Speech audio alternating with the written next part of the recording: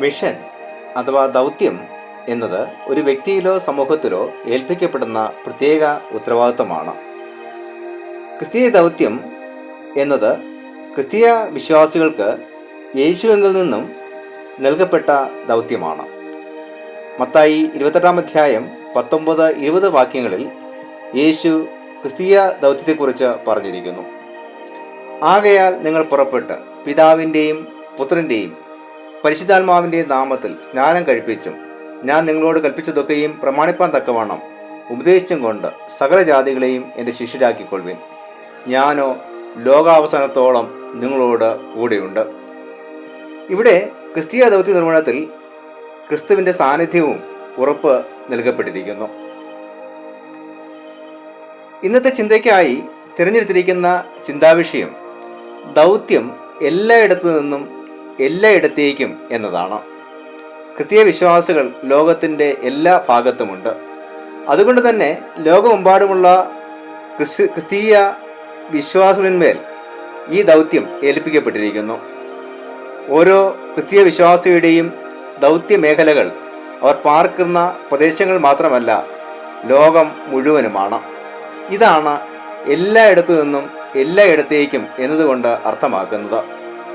നമുക്ക് നൽകപ്പെട്ട വേദഭാഗങ്ങളിലൂടെ ഈ വിഷയം ചിന്തിക്കാം. ഒന്നാമത്തെ ചിന്ത, ദൈവാശ്രയത്തിലും നിർഭയത്തോടെയുമുള്ള ദൈവിക ദൗത്യം. ദൈവാശ്രയത്തിലും നിർഭയത്തോടെയുമുള്ള ദൈവിക ദൗത്യം. 1 രാജാക്കന്മാരുടെ പുസ്തകം 17 1 മുതൽ 16 വരെയുള്ള വാക്യങ്ങളിൽ ഏലിയ പ്രവാചകന്റെ ദൈവിക ദൗത്യ നിർവഹണത്തെക്കുറിച്ച് വിവരിച്ചിരിക്കുന്നു.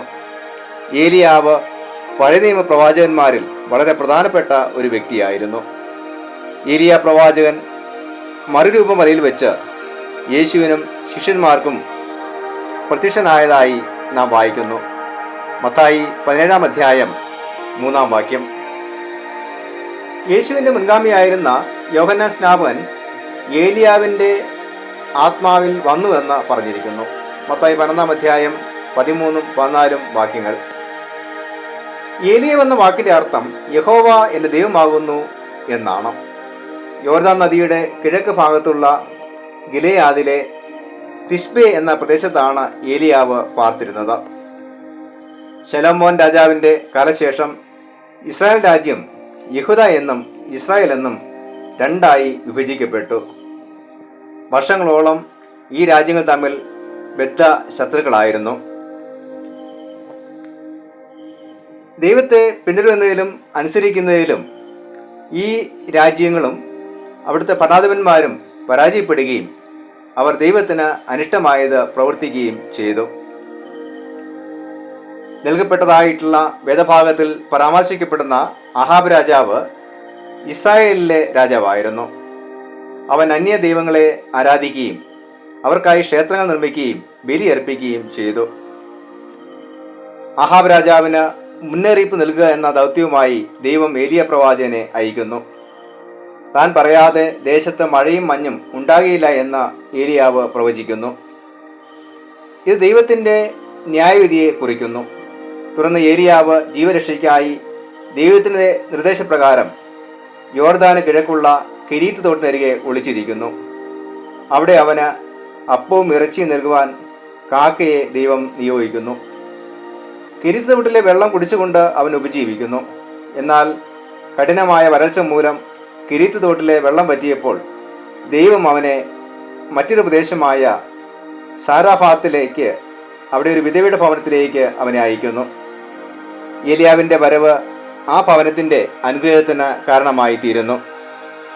ഏലിയ പ്രവാചകൻ ദൈവിക ദൗത്യവുമായി ദൈവത്തെ അനുസരിച്ചുകൊണ്ട് വ്യത്യസ്ത സ്ഥാനങ്ങളിലേക്ക് കടന്നു ചെല്ലുന്നു.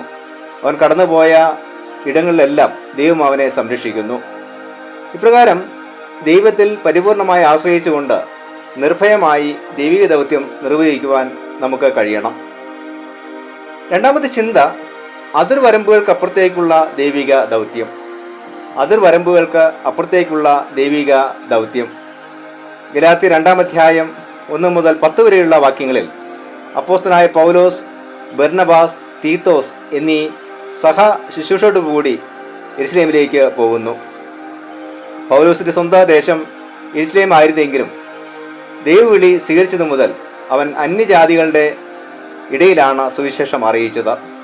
എന്നാൽ അന്ന് ക്രിസ്തീയ സഭയുടെ നേതൃത്വം വഹിച്ചിരുന്നത് പത്രോസ് ഉൾപ്പെടെയുള്ള യേശുവിൻ്റെ ശിഷ്യന്മാരായിരുന്നു. അവർ യെരുശലേമാണ് തങ്ങളുടെ പ്രവർത്തന കേന്ദ്രമായി തിരഞ്ഞെടുത്തിരുന്നത്. യേശുവിൻ്റെ ശിഷ്യന്മാരും യെരുശലേമിലുണ്ടായിരുന്ന ക്രിസ്തീയ വിശ്വാസികളുമെല്ലാം പരിച്ഛേദനയേറ്റ യഹൂദന്മാരായിരുന്നു. അതുകൊണ്ട് തന്നെ യഹൂദരല്ലാത്തവർ ക്രിസ്തീയ വിശ്വാസം സ്വീകരിക്കുമ്പോൾ പരിച്ഛേദന ഏൽക്കണമെന്ന അലിഖിതമായ ഒരു നിർദ്ദേശം അവർ മുന്നോട്ട് വയ്ക്കുന്നു. എന്നാൽ പൗലോസ് അതിനെ എതിർക്കുന്നു. പൗലോസിൻ്റെ കൂടെ ഉണ്ടായിരുന്ന തീത്തോസ് യവനായിരുന്നു. അവൻ പരിച്ഛേദന ഏറ്റിരുന്നില്ല. ഇത്തരം അഭിപ്രായ വ്യത്യാസങ്ങൾ മൂലം അപ്പോസ്തലനായ പൗലോസ് യെരുശലേമിലേക്ക് അപൂർവമായി മാത്രമേ പോയിരുന്നുള്ളൂ. എന്നാൽ നീണ്ട 14 വർഷത്തിന് ശേഷമാണ് പൗലോസ് യെരുശലേമിൽ ബർന്നബാസിനോടും തീത്തോസിനോടൊപ്പം യാത്ര ചെയ്തിരുന്നത്. കൂടാതെ ഒരു കാലത്ത് ക്രിസ്തീയ വിശ്വാസികളെ പിടിച്ചു കെട്ടുവാനും തടവിലാക്കുവാനും മുൻകൈയെടുത്ത വ്യക്തിയായിരുന്നു പൗലോസ്. അതുകൊണ്ട് തന്നെ പൗലോസിനെ അംഗീകരിക്കുവാനും യെരുശലേം വിശ്വാസികൾക്ക് പ്രയാസമായിരുന്നു. എന്നാൽ 14 വർഷത്തിന് ശേഷമുള്ള യെരുശലേം യാത്ര പൗലോസിനെ സംബന്ധിച്ചോളം വിജയകരമായിരുന്നു. ജാതികളുടെ ഇടയിലുള്ള പൗലോസിൻ്റെ സുവിശേഷ വേലയെ യേശുവിൻ്റെ ശിഷ്യന്മാർ അംഗീകരിക്കുകയും അവന് കൂട്ടായ്മയുടെ വലം കൈ നൽകുകയും ചെയ്തു. ചില സമയങ്ങളിൽ പത്രോസിൻ്റെ നിലപാടുകളോട് യോജിപ്പാൻ പൗലോസിന് കഴിഞ്ഞിരുന്നില്ല. കാരണം അന്ത്യോക്യയിലെ യഹൂദന്മാരല്ലാത്ത വിശ്വാസികളോട് കൂടി ഭക്ഷണം കഴിച്ചിരുന്ന പത്രോസ് യഹൂദന്മാരായ വിശ്വാസികളെ കണ്ടപ്പോൾ അതിൽ നിന്ന് പിന്മാറുന്നു. പൗലോസിൻ്റെ നിശ്ചയദാർഢ്യത്തോടു കൂടിയുള്ള ക്രിസ്തീയ ദൗത്യമാണ് ക്രിസ്തീയ വിശ്വാസം ലോകമെമ്പാടും എത്തിച്ചേരുവാൻ ഇടയായിത്തീർന്നത്.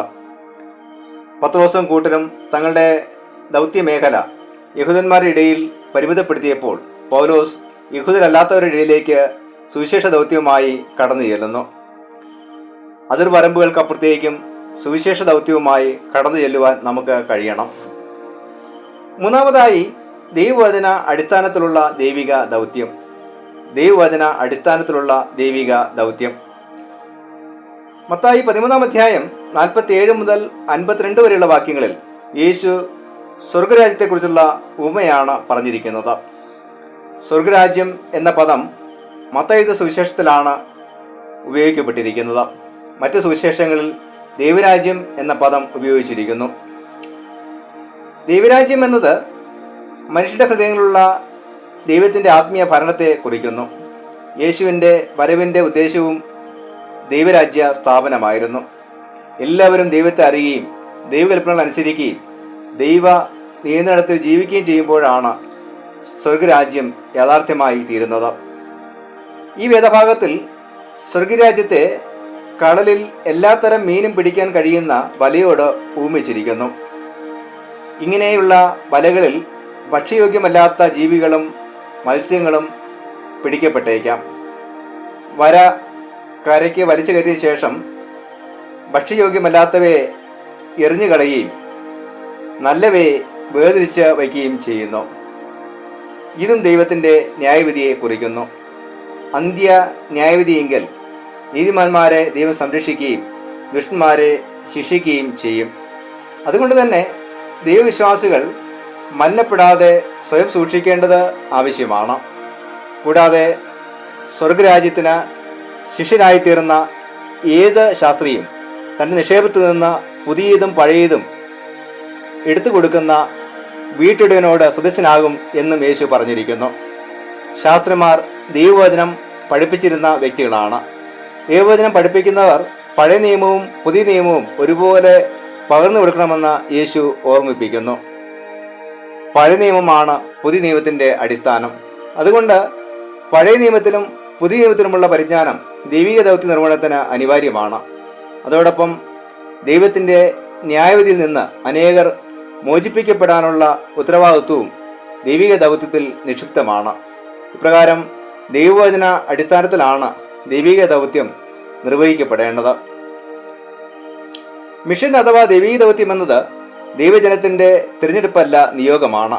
ദൈവത്തെ പരിപൂർണമായി ആശ്രയിച്ചുകൊണ്ട് ദൈവിക നിയന്ത്രണത്തിൽ ദൈവിക ദൗത്യം നിർവഹിക്കപ്പെടണം. ദൈവിക ദൗത്യ നിർവഹണത്തിൽ ദൈവിക സാന്നിധ്യവും നമുക്ക് ഉറപ്പ് നൽകപ്പെട്ടിരിക്കുന്നു. നാം അറിയാത്തതും നമ്മെ അറിയാത്തതുമായ ആളുകളുടെ ഇടയിലേക്കും ദൈവിക ദൗത്യവുമായി നാം കടന്നു ചെല്ലേണ്ടതുണ്ട്. നിശ്ചയദാർഢ്യവും ഉറപ്പും ധൈര്യവുമൊക്കെ ഇതിനാവശ്യമാണ്. ദൈവവചന അടിസ്ഥാനത്തിലായിരിക്കണം ദൈവിക ദൗത്യം നിർവഹിക്കപ്പെടേണ്ടത്. അനേകരെ ദൈവത്തിങ്കിലേക്ക് നയിക്കുവാനും ന്യായവിധി നിന്ന് മോചിപ്പിക്കുവാനും നമുക്ക് ഇടയാകണം. ഇപ്രകാരം ദൈവിക ദൗത്യം ശ്രേഷ്ഠമായും അർത്ഥവത്തായും ഫലപ്രദമായും നിർവഹിക്കുവാൻ ദൈവം നമ്മെ സഹായിക്കുമാറാകട്ടെ. ആമേൻ.